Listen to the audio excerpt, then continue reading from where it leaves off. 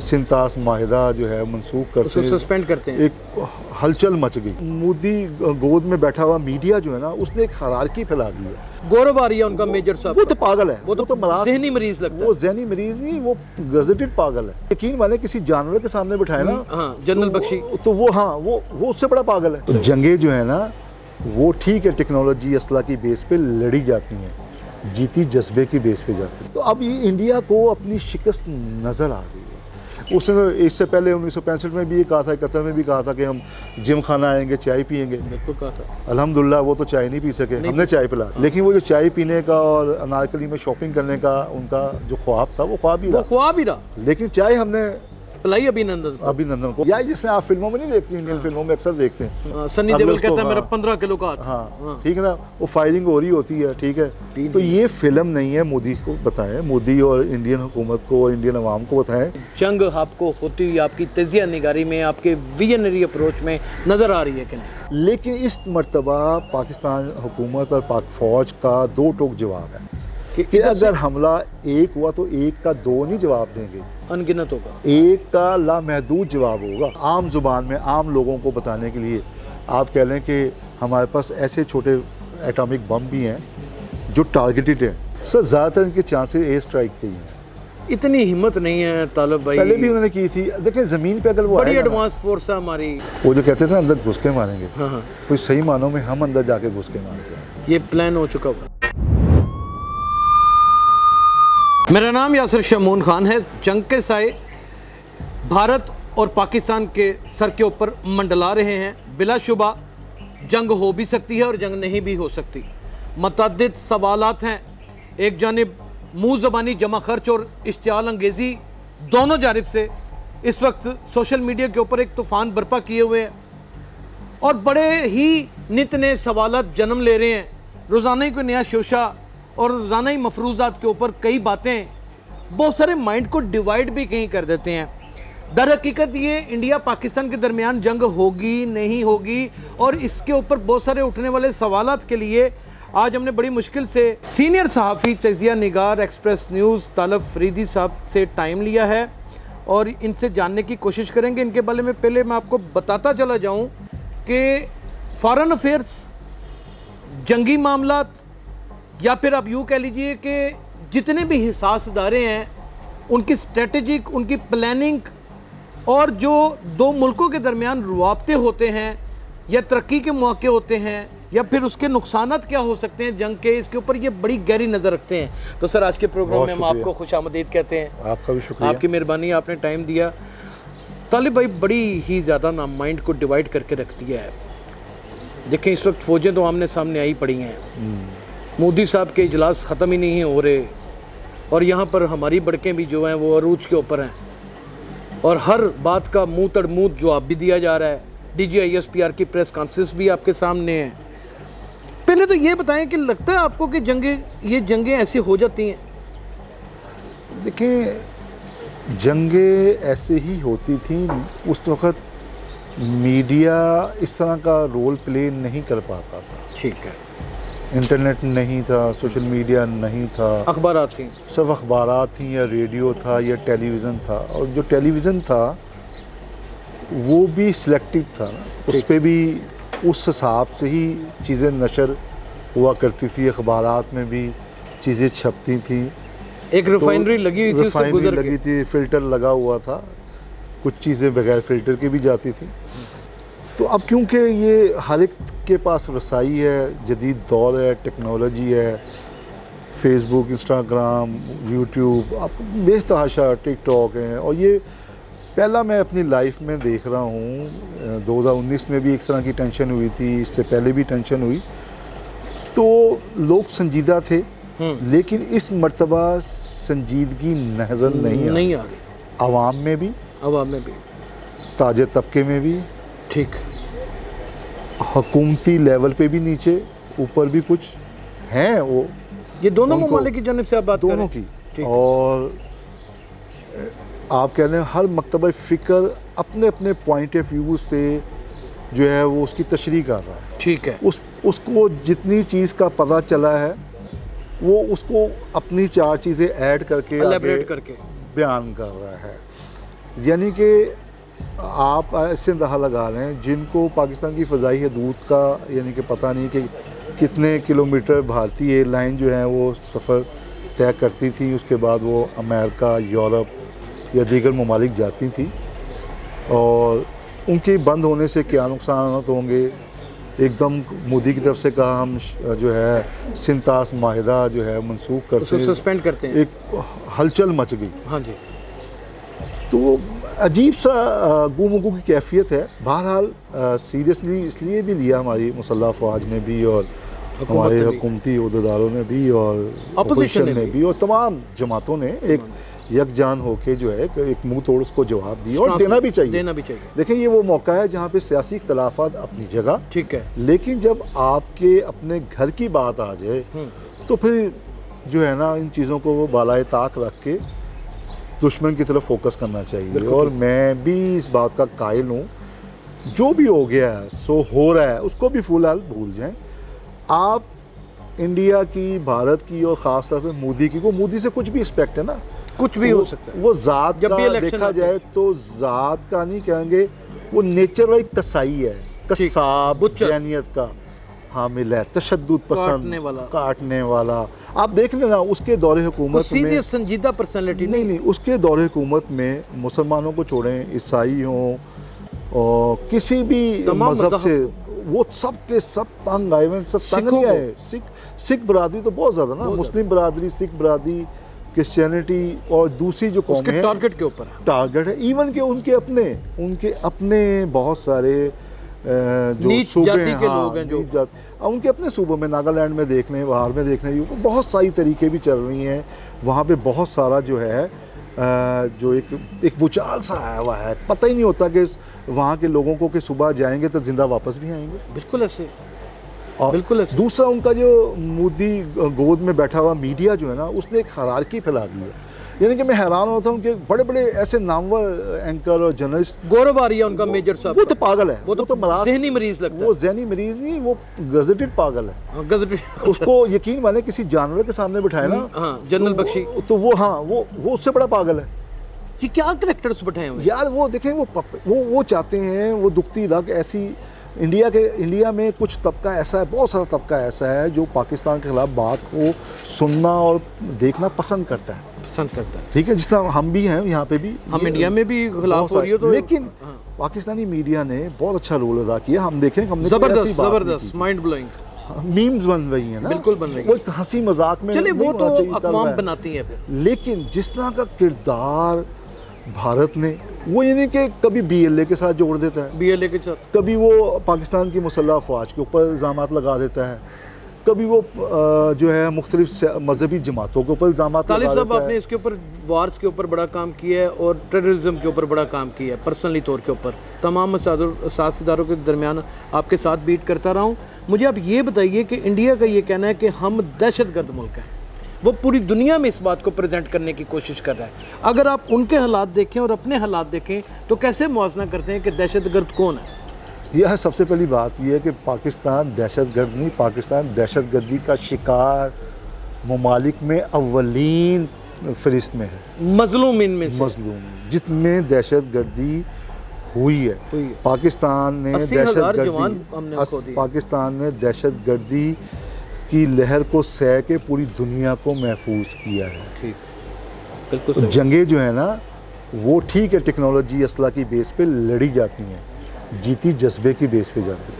ये तयशुदा बात है, ये तयशुदा। आप अफगानिस्तान को उठा के देख लें, पूरी NATO फोर्सेस, पूरा अमेरिका, पहले रशिया, हाँ पहले जदीद टेक्नोलॉजी, रशिया को तो छोड़ दें, 20वीं सदी की बात कर रहा हूं, जिसमें टेक्नोलॉजी बहुत आ गई है ना। हाँ जी, बहुत ज़्यादा जज्बा था, चैमर्स और पता नहीं क्या जज्बा था, जज्बा जहाद था, जो हमारी मुसल्लह अफवाज में भी है, पाकिस्तानी कौम में भी है।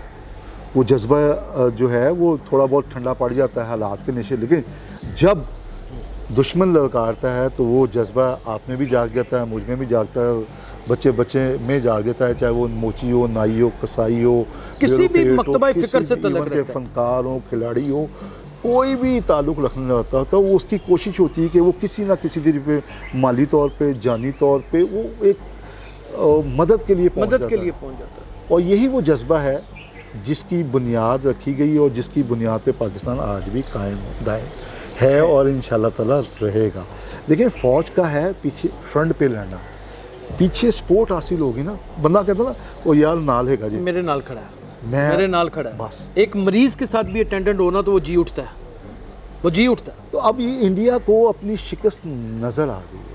अब इंडिया में first time of the history हुआ है कि वहाँ की आवाम ने भी उनसे सवालात पूछने शुरू कर दिए हैं, बहुत हाई लेवल पे। और बड़े लेवल पे ना। अब वो मोदी सरकार को और उसकी पूरी टीम को, लेकिन 2019 में भी तो हुआ था ना, उसने तो इससे पहले 1965 में भी ये कहा था, 71 में भी कहा था कि हम जिम खाना आएंगे, चाय पियेंगे। बिल्कुल कहा था। अल्हम्दुलिल्लाह वो तो चाय नहीं पी सके, हमने चाय पिला दी। लेकिन 1971 में हमारी पसपाई हुई थी। पसपाई तो हुई थी, लेकिन वो जो चाय पीने का और अनारकली में शॉपिंग करने का उनका जो ख्वाब था वो ख्वाब ही वो रहा। ख्वाब ही रहा। लेकिन चाय हमने पिलाई अभिनंदन को ऐसी चाय पिलाई है कि उसका जायका पूरी इंडियन आवाम और इंडियन आर्मी फोर्स आज भी ले रही है। वही मोदी सरकार उसी अभिनंदन को नेशनल अवार्ड देके बैठी थी। वो इसलिए देके बैठी थी ना कि सुबकी हो रही, या जिसने आप फिल्मों में नहीं देखती, इंडियन फिल्मों में अक्सर देखते हैं, ठीक है ना, वो अजय देवगन कहता है घर में घुस के मारूंगा, सनी देओल कहता है मेरा 15 किलो का हाथ। हाँ ठीक है ना, वो फायरिंग हो रही होती है, ठीक है, उसकी एक फायरिंग से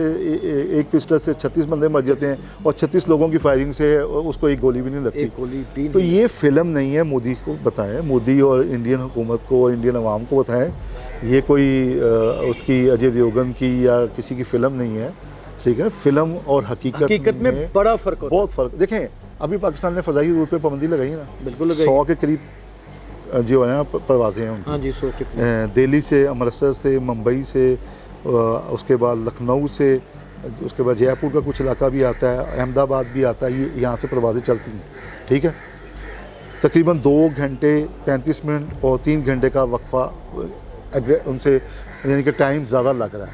पेट्रोल ज़्यादा लगता पेट्रोल है। आप सिर्फ 1 हफ्ता हो गया आज पाबंदी लगे हुए, ठीक है ना, और पता नहीं 200 सिर्फ करोड़ फ्यूल की मद में इंडियन एयरलाइंस को 2-2.5 अरब रुपए का नुकसान हो चुका है और तकरीबन 3.5 से 4 लाख पैसेंजर 2 से ढाई घंटे तवील मुसाफर तय करने के बाद अब उसको वियना में उसके जहाज़ों को जो है वो ठहरना पड़ता है, पेट्रोल पड़ता है। उसके बाद देखें, उसके बाद स्टे देना पड़ता है। हाँ जी, लैंडिंग और टेक ऑफ, लैंडिंग और टेक ऑफ में ना जहाज़ अगर बोइंग है ना, वो 2 सेकंड में 4 से 5 लीटर पेट्रोल ले लेता है। 4 से 5 लीटर बिल्कुल ले। अब उसको कैलकुलेट कर लें, 2 घंटे 30 मिनट, हम एवरेज 2 घंटे की भी लगाते हैं। 2 घंटे जब ज़्यादा माइलेज जाएगी तो उसकी ट्रेडिंग जो है बड़ा असर पड़ेगा, उसकी कार्गो, बिल्कुल, क्योंकि तमाम परवाज़ें हैं और बार बार जहाज़ का उतरना, स्टे देना, चढ़ना, फिर सारा कुछ। ये मोदी साहब ने तो कह दिया कि हमने जी सिंतास माहिदा ख़त्म कर, वो कर ही नहीं सकता। वो 20 साल लग जाने हैं। देखिए 30 साल भी लगे, लेकिन पाकिस्तान गवर्नमेंट को चाहिए इसको फौरी तौर पर टेकअप करे, आलमी बैंक के साथ, दूसरे इंटरनेशनल जो हमारे इदारे हैं उनके साथ, क्योंकि वो देखें पीछे उसने बगलियार भी, वुलर बराज भी, किशनगंगा भी, ठीक है, सलाल भी, रतले भी, बहुत सारे डैम वो बना रहा, कुछ बना चुका है। अवाम के इंटरेस्ट की बात करते हैं। तालिब अफरीदी साहब, मुझे ये बताइए कि जंग आपको होती हुई आपकी तजिया निगारी में, आपके विजनरी अप्रोच में नज़र आ रही है कि नहीं? यह मुझे नज़र नहीं आ रही। उसकी थोड़ी सी एक आधी एग्जांपल दे दें। देखिए सबसे बड़ी बात यह है कि इंडिया में इस वक्त देखिए दोनों न्यूक्लियर पावर्स हैं और एक दूसरे को ललकार चुकी हैं और बड़ा ब्लंटली ललकार चुकी हैं। इससे पहले इस तरह ललकारा नहीं गया सर। जंग देखें, मेरा अक़वाम एक दूसरे के सामने खड़ी हैं, फ़ौज खड़ी हैं एक दूसरे के सामने, बिल्कुल, इसमें कोई शक नहीं है। बैक एंड पे कैसे जाएगा मोदी, या हम बैक एंड पे कैसे जाएंगे? सर जी, हम तो बैक एंड पे, फ्रंट पे भी हैं, बैक एंड पे भी हैं। हमने दुनिया के सामने, उनके सामने पूरी ऑप्शन रख ली है कि जो वाकया हुआ है पहलगाम में आज़ादाना तहकीकात करा लें। हमने तो सेक्रेटरी जनरल को भी कह दिया, बिल्कुल सही, कि वो अपनी सरबराही में टीम बना दे और कर ले। बिल्कुल ठीक है, हमने पहले भी कहा था, बिल्कुल पहले भी कहा था। हमारे पास तो ऑप्शंस हैं, लेकिन इंडिया के पास क्या ऑप्शन है? इंडिया में इस वक्त सिर्फ मैं अगर आपको बताऊं तो मुख्तलिफ ममालिक के स्टेक बहुत हैं, ठीक है, उनकी सबसे बड़ी इन्वेस्टमेंट बहुत हुई है। अमेरिका की भी हुई है, सऊदी अरब की भी हुई है, मिडिल ईस्ट की भी हुई है, चाइना की भी हुई है, अमेरिका ने तो भी 900 अरब डॉलर का अभी मुआहदा किया है, रशिया की भी हुई हुई है, ठीक है ना, जापान की है, यूरोप के कई ममालिक हैं। तो उनकी तकरीबन अगर मैं रफली मैं देख रहा था, थोड़ा सा स्टडी कर रहा था, 2-3 हज़ार अरब डॉलर की इन्वेस्टमेंट चल रही है 500-550 अरब डॉलर की, हाँ, इंडिया में, ठीक है ना, मुख्तलिफ कंपनियों की, और ये एक्सटेंड होगी। अच्छा, जब से चाइना के साथ वॉर शुरू हुई है अमेरिका की टैरिफ के ऊपर, तो बहुत सारी अमेरिकन कंपनियों को वो शिफ्ट करवा रहे हैं इंडिया में, ठीक है। ठीक है ना। अच्छा, इंडियन की जो इकोनॉमी है वो भी बूस्ट कर रही है, मानने वाली बात है। और कर रही है, बिल्कुल कर रही है, उसमें इन्वेस्टमेंट और खुशी की बात भी है, हमें कोई दुख नहीं है, उसमें कोई नहीं है, हम भी कर रहे हैं। हाँ। तो कभी भी देखें जो सरमायाकार होता है ना, वो अपना सबसे पहले सरमाया महफूज करता है, मफाद देखता है, मफाद देखता है। वो पागल नहीं है कि अरबों डॉलर लगा के वो कहेगा। हाँ, ये बात बड़ी गौर से सुनने वाली है नाज़रीन, इसको समझिए। मोदी सरकार से ये एक जो मुझे लग रहा है, मोदी इंटरनेशनल लेवल पे अभी तक कामयाब इस बात पे नहीं हो सका कि सर्जिकल स्ट्राइक थोड़ी बहुत, जिस तरह उसने पहले भी की थी, अभिनंदन सुरलियां पटाखे चला हाँ दे, वो चला ले। लेकिन इस मर्तबा पाकिस्तान हुकूमत और पाक फौज का दो टोक जवाब है कि अगर हमला एक हुआ तो एक का दो नहीं जवाब देंगे, अनगिनत होगा, एक का लामहदूद जवाब होगा और वो चारों तरफ से होगा, एक तरफ से नहीं होगा। ने कह दिया कि फिर वो हमारे पे होगा कि हम कहाँ खत्म। हाँ, DGISPR ने भी कह दिया, आर्मी चीफ ने भी कह दिया है, प्राइम मिनिस्टर साहब भी कह गए हैं, डिप्टी प्राइम मिनिस्टर साहब भी कह गए हैं, हमारी तमाम अपोजिशन जमातें भी कह गई हैं। तो जब उनको ये मैसेज है, उनको ये पता भी है, देखें पाकिस्तानी फोर्सेस, एयरफोर्स हो, नेवी हो, आर्म फोर्सेस हो, तादाद में चाहे कम हो, लेकिन जो जज्बा हमारी मुसल्लह अफवाज के पास है ना, वो उनके पास नहीं। जहाँ पे मैं आपकी बात को आगे एक जुज़वी सवाल ले लें जो बहुत अहम है। आप कह रहे हैं जंग नहीं होगी, और जाहिर है कि हो भी सकती है, ये एक एनालिसिस ही है ना। अगर कोई करेगा तो फिर पाकिस्तान उसका भरपूर जवाब देगा। अगर ये जंग लंबी करने का इरादा रखता है इंडिया, तो हमारे खाली जज्बे लड़ सकेंगे? बात रियलिस्टिक करनी है तालिब भाई। देखें, हमने भी तैयारी की हुई है, लंबी जंग की मैं बात कर रहा हूँ। अब ये देखें, वो लंबी जंग का तो अब मसला ही खत्म हो गया। अच्छा, सीन ही खत्म हो चुका, सीन ही खत्म हो चुका है। यानी कि आपने फर्स्ट एंड लास्ट ऑप्शन जो है आपने एटॉमिक की कर दी है, एटॉमिक, और सबको दुनिया को चलो देखेंगे कि पाकिस्तान कुछ नहीं बचा। अच्छा, पाकिस्तान आई थिंक में, जहाँ तक मेरे नॉलेज में है कि पाकिस्तान उन चंद ममालिक में है जिसके पास एटमी सलाहियत जो है ना वो बहुत एडवांस है। और आप कह लें कि आम जुबान में आम लोगों को बताने के लिए आप कह लें कि हमारे पास ऐसे छोटे एटॉमिक बम भी हैं जो टारगेटेड है, यानी कि वो जिस जगह को टारगेट करेंगे सो उससे उसी एरिया की रेडिएशन को वो कैप्चर करके वो जो है डिस्ट्रॉय करेंगे, और उसके अलावा दूसरी चीज़ों को और दूसरी चीज़ों को भी वो डैमेज करेंगे, लेकिन स्पेसिफिकली वो उस एरिया को जो मोटिव हासिल करना चाहते हैं वो कर लेंगे। दूसरी बात ये है कि जो पाक फ़ज़ाइया है, हाँ जी, उसकी सलाहियतों को पूरी दुनिया तस्लीम करती है। तो इसमें कोई शुबा नहीं, पूरी दुनिया, इवन के नेशनल लेवल पे सबसे बड़ी इसराइल हमारा कट्टर दुश्मन है, वो भी कोई मौका वो भी मानता है और तस्लीम करता है कि पाक फ़ज़ाइया जो है उसके जो फाइटर हैं वो किसी से कम नहीं है, कोई रफ़ीक नहीं रखता। नहीं रफ, देखें बात फिर मैंने वो कहा, देखें टेक्निक की बात है, तजर्बे की बात है, हौसले की बात है। लेटेस्ट इक्विपमेंट ले लिया है और आप उसको बर वक्त चला नहीं सके या उसके हिसाब से कार्रवाई नहीं कर सके, और दूसरे ने आम 30 बोर्ड से फायर मार के आपको गिरा दिया, बहुत बड़ा जबरदस्त। यही मिसाल, मैं उसको लेके क्या अचार डालूंगा? राफेल को मैं लेके उड़ाऊं, अगर वो टारगेट ही अपने अचीव ना कर पाया तो उसका फायदा उसका तो मेरा तो फिर वो मुशाक त्यारा जाके उनको गिरा देगा, फिर हमारा जेफ थंडर। ये तो मैंने कहा कि हमारे पास अदली लिहाज से, और मुसलमान जो है ना कभी भी हिस्ट्री उठा के देख चाहे उसको डिफीट हुई है, करबला में 72 लोग थे सर, चाहे डिफीट हुई हो, लेकिन उसने डिफीट ऐसे नहीं ली, उसने अगलों को घर तक पहुंचा के किया और उसको डिफीट अगर हुई है तो गद्दारों की वजह से हुई। हाय ये बड़ी आपने निशानदेही की है, और वो गद्दार जो हैं हमने आइडेंटिफाई किए हुए, पता है हमें, वो हमारे मुल्क के अंदर भी मौजूद हैं, बाहर भी मौजूद, और इसलिए हमने कहा कि मल्टीपल हम इशू करेंगे। फिर जो एक्शन होगा ना वो मल्टीपल होगा, यानी मतंजन पूरा पकेगा। अब मुझे नहीं लगता, जहाँ तक मैं कल भी बात एक दो और सीनियर ऑफिसर थे रिटायर्ड आर्मी के भी और सिविलियन भी, जिन्होंने मुख्तलिफ वजारत ख़ारजा में भी रहे हैं, देखा भी है अक्सरी मामलात में, और जिन्होंने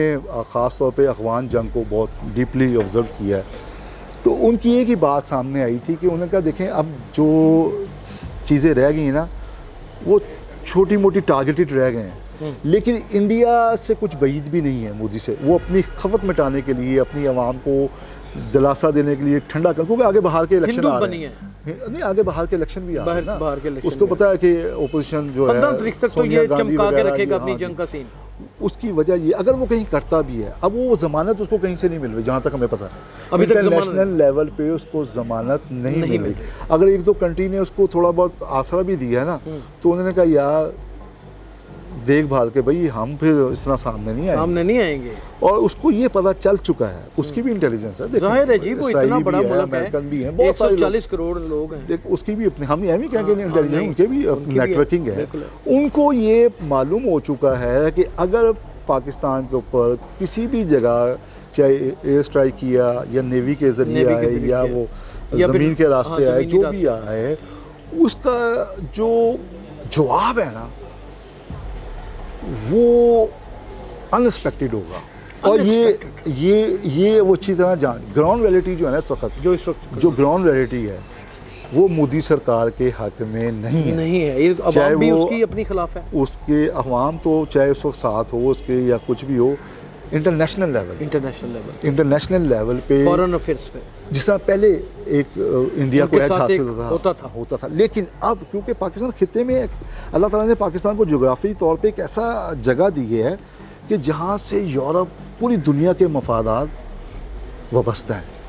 अगर पाकिस्तान में हालात ख़राब होते हैं ना, मैं आज लिख लें मेरी बात, अल्लाह ना करे, अगर पाकिस्तान में हालात ख़राब होते हैं तो इसका असर पूरी दुनिया में जाएगा।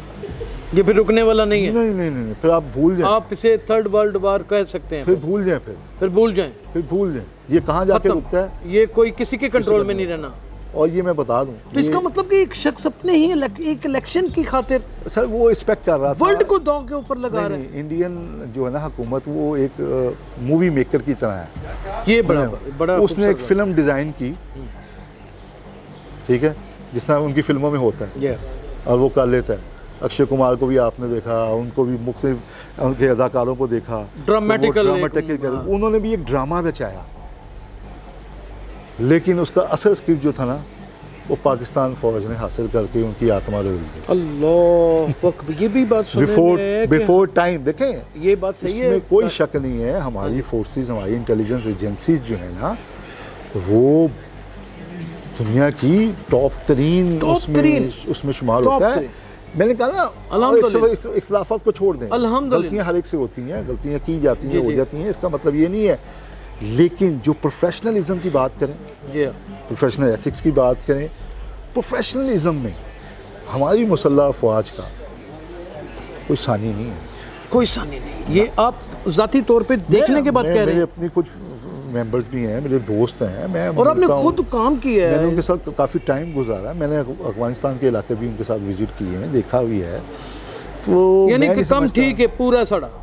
मैं एक बार बताऊं, पाकिस्तानी वो बढ़के मार रहे हैं, अगर इंडियन, ये प्रोफेशनल फोर्स है सर। एक अगर मोदी को चाहिए ना, कर लेता, फिर अगले दिन जवाब देता। हमने तो जिस दिन उसने किया था, उसने दिन रात के अंधेरे में किया था, हमने तो दिन की रोशनी में 2019 में जवाब दिया। भाई 8 दिन हो गए हैं इस बात को। यार मुझे नहीं लगता, हाँ वो अपनी एक वो मिटाने के लिए अपनी जो उसका हशर हो रहा है, हाँ जी, अब उसके ऊपर सुबकी जो हो रही है, और इलेक्शन की कैंपेन में एक वो करने जीतने के लिए मे भी वो किसी कश्मीर साइड पे या समुद्री किसी ऐसी जगह पे वो करे। आपका क्या अंदाज़ा है कि जैसे शम जोड़ियाँ में मुसलसल गोलाबारी चल रही है, जैसे सियालकोट सेक्टर्स में कहीं इधर उधर और कहीं और पहाड़ी इलाकों में चल रही है, ये तो आम हालात में भी चांद मारियाँ होती रहती हैं।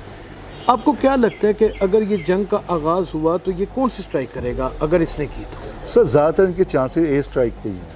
इतनी हिम्मत नहीं है तालिब भाई, पहले भी उन्होंने की थी। देखिए ज़मीन पे अगर वो बड़ी एडवांस फोर्स है हमारी, एयरफोर्स से ऊपर कुछ नहीं है। अगर वो ज़मीन पे आता है ना, हाँ जी, तो उसको से मुँह की खानी नहीं पड़ेगी। अच्छा, मैं बता रहा, वो जो कहते थे अंदर घुस के मारेंगे, कोई सही मानों में हम अंदर जाके घुस के मारते हैं। ये प्लान हो चुका हुआ, मुकम्मल तैयारियाँ।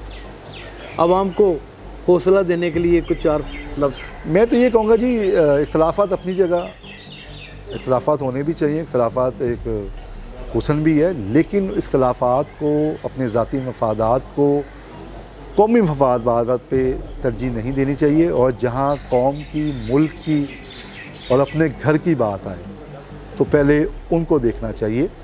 और मैं तो ये कहूँगा कि चाहे वो हम जर्नलिस्ट हों, चाहे किसान हों, चाहे वो ताजर तबका हो, चाहे वो मुलाजिम हो, सरकारी हो या प्राइवेट इदारे के हों, खिलाड़ी हों, आर्टिस्ट हों, किसी भी मकतबा फ़िक्र से ताल्लुक़ रखते हों, यक ज़ुबान हो के हमने ये इंडिया को पहले भी बता चुके हैं और फिर बताना है कि यार अगर तुम एक मारोगे ना तो हम वो हाल करेंगे कि तुम्हें अपने जिस्म पर निशान गिनने के लिए भी तुम्हारे पास कोई बंदा नहीं होगा जो तुम्हें बता सके कि तुम्हारे साथ हुआ क्या है। हकीकत आपके सामने नाजरीन आ चुकी है। इस कशीदगी और इस जंगी जुनून और फिर इस सारी प्लानिंग्स के बावजूद भी तमाम जी शऊर लोग यही सोचते हैं कि खित्ते में अमन होना चाहिए। एक शख्स जो एक कसाईयों की सोच रखता है वो पूरे अक़वाम आलम को इतने बड़े ख़तरे में कैसे डाल सकता है, ये तमाम तर आलमी इदारों को खुद सोचना पड़ेगा। तो अगर ना ये दास्तान अगर शुरू होगी तो ख़त्म ना होगी। अपना बहुत ख्याल रखिएगा। अल्लाह हाफ़िज़।